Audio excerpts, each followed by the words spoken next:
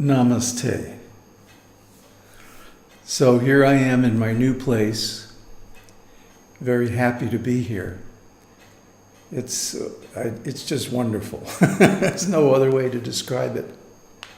So I'm very grateful for this opportunity to do my sadhana in such a sacred place. Now, this is going to be the conclusion of chapter 1. And what happens here is after Sumedha goes to see his guru, Paraśurāma, Paraśurāma instructs him to go worship Devi and continue his sadhana for some time. So he goes to Madhurai, modern Madhurai, which in those days was called Halasyapura. So it's on the banks of the river Vegavati. And there's still a wonderful temple of Meenakshi there. So he went to that temple and he was worshiping Mināksha-Devī for 5 years. You see, enlightenment, it's a funny thing. There are certain mileposts on the path of enlightenment, and they happen suddenly, without warning. Just like Sumedha's vision of Tripura Devi. But then there's the day-to-day work, and it doesn't end with enlightenment. It's not like you get enlightened and that's it, you're off the hook. No. No, there are many issues that have to be resolved. The mind has to be realigned with the new vision, and that takes time. One has to parse through all of one's memories and background and ideas and intentions and so on, and realign them with the new realization. So the realization or the initiation is just the beginning. And then comes the real work. So Paraśurāma sent Sumedha to Madhurai to do that work in the presence of goddess Meenakshi. And he spent 5 years there.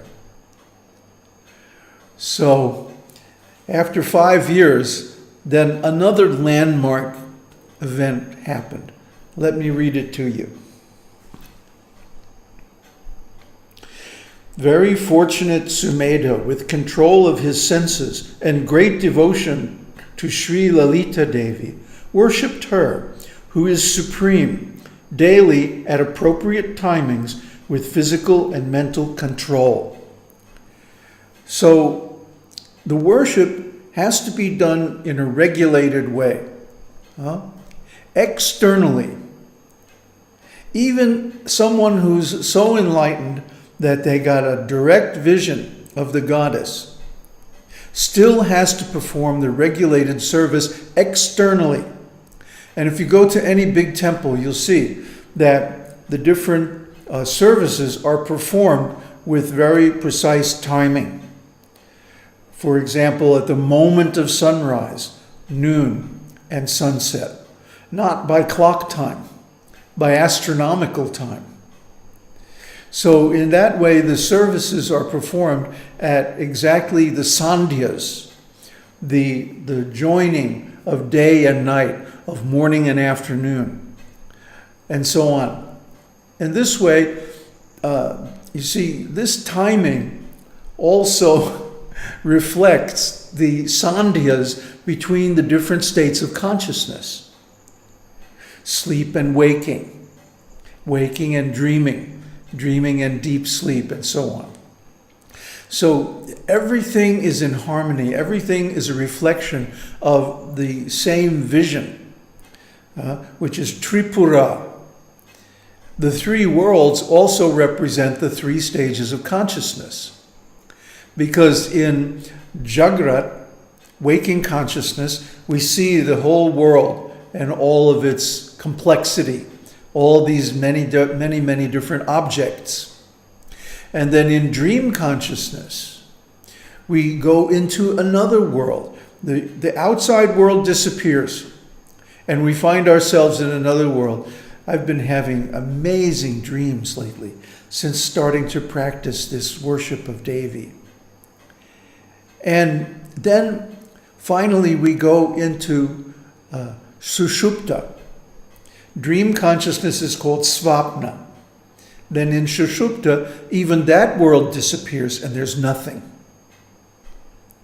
So we merge into Brahman every night when we're asleep. But because we're unawares, we don't realize it. Yet, without this nightly rest, we can't function. There have been experiments that deprive people of deep sleep, and after a few days they kind of go crazy. So this deep sleep is absolutely necessary because it recharges our batteries. It connects us with the source.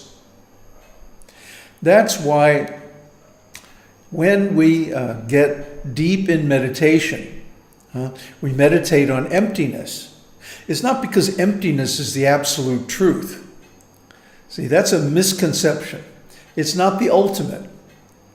It's just a step on the way to allow us to connect with Brahman consciously. And that habit, when it's developed, then becomes, even in sleep, when we go into Sushupta, we can retain our awareness, rest the body and the mind, recharge our batteries, but do so with awareness. And this changes the whole character of life. There's no more ignorance. It's so wonderful. You can't imagine. It takes years of sadhana, yes, but let me tell you, at age 72, the result is worth it. I see other people my age and they're suffering like anything, and I'm just enjoying. I feel like a kid. So anyway, let's see what happens. After 5 years, once while meditating, he saw within himself an auspicious person in camphor hue, matted hair, besmeared with ash and playing veena. Okay, the veena is a nice instrument like a sitar, but bigger. And it has big resonating gourds. And it's the preferred Vedic instrument, actually. A sitar and other similar instruments are more or less Middle Eastern instruments, and they're adapted to Vedic music. But the veena is the original Vedic instrument. So he's camphor colored. What does that mean? Camphor is white, very, very white, and smeared with ash. He's got the vibhuti all over his body, the wonderful purifying ash of Shiva. You know how vibhuti is made?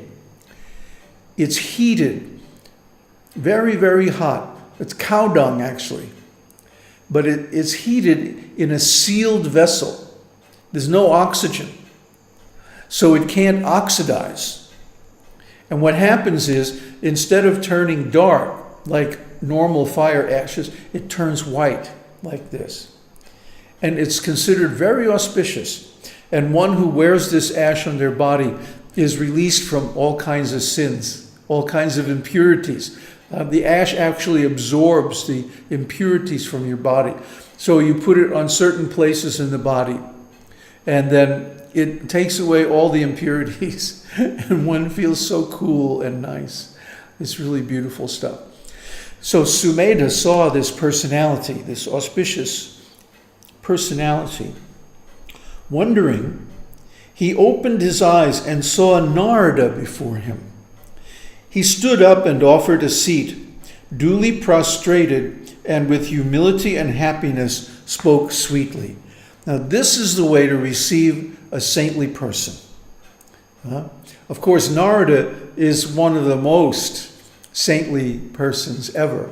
But really, any sannyasi should always be offered respect. This is something that people tend to take casually, or informally. But actually that would be a mistake. My Adi Guru trained me that when you see a sannyasi, you immediately offer obeisances on the ground. And that way you don't disrespect the sannyasi and cause an offense. See, if that sannyasi happens to be enlightened, then if you disrespect him, you're going to be in trouble.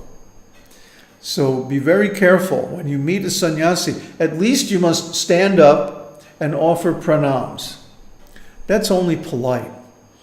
One should have very good manners. Then no one can find fault. So he offered the prayer, "O divine sage, welcome to you. Pardon my mistake. As I was meditating, I did not observe your presence. In this world, the visit of noble persons causes great prosperity. My desires are fulfilled by your grace." So, this is such an important principle, that when we meet a realized person, this is a cause of great prosperity. This is the cause of all good luck. So we should be very happy, very glad to see such a person and receive him with kindness and welcome and prayers. All my wants are fulfilled just by seeing you. Even so, O great sage, there is something to be asked. O Maharshi, Brahmarshi, I will ask a small question which has caused great doubt in me. Even though you were standing outside, how were you seen within my heart, within my being? Please tell me the reason for this, if I deserve the answer. Noble souls are impartial and are compassionate on the afflicted. Thus questioned by Sumedha, the all-knowing Nārada, intent on blessing the world, spoke with a smile. So, this is our intention in these videos also, to bless the whole world with real, authentic spiritual knowledge. So even though we ourselves aren't very qualified, still we are ahead of most people. So we have the opportunity to spread this knowledge. And even with our last breath, at extreme old age,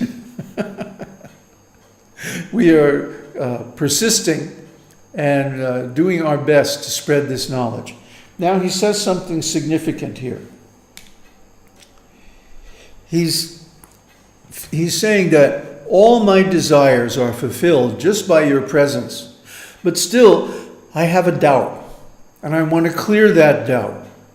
How is it that when I was meditating deeply, like on the inner light, on the inner sound, on the mantra, on the goddess, pure consciousness, how is it that I saw you within, and then I opened my eyes and I saw you without?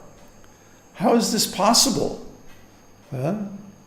So Nārada is about to blow his mind, and ours as well. And that answer of Nārada's forms the subject matter for chapter 2. So this is the conclusion of chapter 1. Which sets up the whole story and lets us know who Sumedha is, because then he becomes the author of this great book, Sri Tripura Rahasya. Om Tat Sat. Om Harihi Om.